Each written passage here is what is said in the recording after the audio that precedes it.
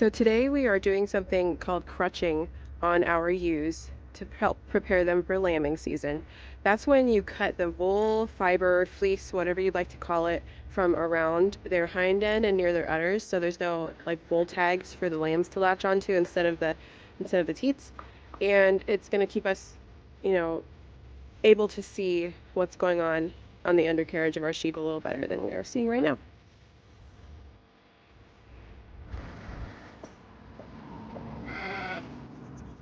So right now we're looking at Sugar, who I think is going to have lambs in the next few weeks here. And one way that I can tell from over here is look at her hind end. It looks a little sunken in, so the babies have dropped. She's looking a little pregnant, and she's waddling a little bit, so that's helpful. And I do believe I'm seeing some good udder formage and some bagging up. For context, here's Maple. Maple! Come here! See how she's not really waddling, and she's not sunken in the back. She's looking pretty full, but Sugar definitely has some sunken sides. Okay, so here we have Maple, and like I said, she's not bagging up as much. Her teats are a little bit swollen, but to me that says that she's not ready to lamb in the next 4 to 6 weeks.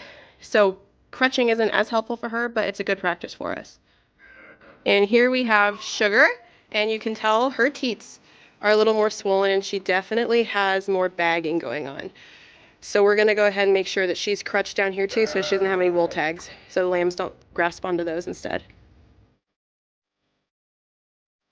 So I had my husband flip Sugar over so he could hold her while I did this, because actually flipping them on their butts immobilizes them a little bit. And I am not going super close to the skin. I am just getting what looks dirty and what could be seen as a teat to the lambs out of her wool. And I'm using some hand clippers because I was not too sure for my first time using some electric clippers. Though I will say that I feel like electric clippers would make a much cleaner, much more beautiful cut than these are making. I am not skilled at this. This is my first time, but it is a good practice to try to learn how to do it by hand first before you use some electrical equipment. You can see that Sugar is definitely showing signs of birth soon, and you can tell that because of that swollen bag underneath where her udders are, and you can also tell by her vulva here. Like I said before, I'm here to tell the truth, so if you don't like the correct verbiage for that, I apologize, but this is just how I feel. It's appropriate to know what's going on with your animals and not be too shy about saying what's going on. I'm just taking away the dirty wool and clearing out the space around the vulva for the lambs to come out. So now that we trimmed her, so it's called crutching, but we trimmed her, we can see her milk bag definitely. So what you see right here, that's her milk bag starting to form. That's pretty exciting.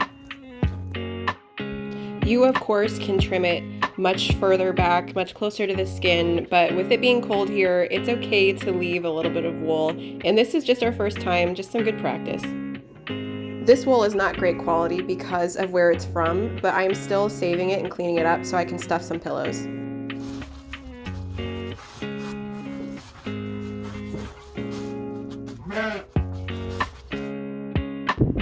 And this is several days later, and you can see so much better than you could a few days prior to the crutching.